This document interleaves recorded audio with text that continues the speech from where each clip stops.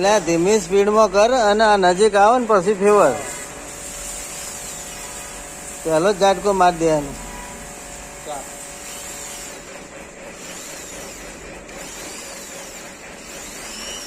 એ તો સ્વિચ જેટલી દબાય ને એટલી ધીમી હડશે. એ ફેવરવાની સ્વિચ છે ને એ દબાવવાની.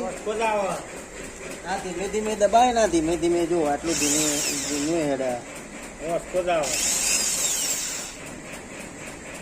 આ ઓછી થઈ જાય.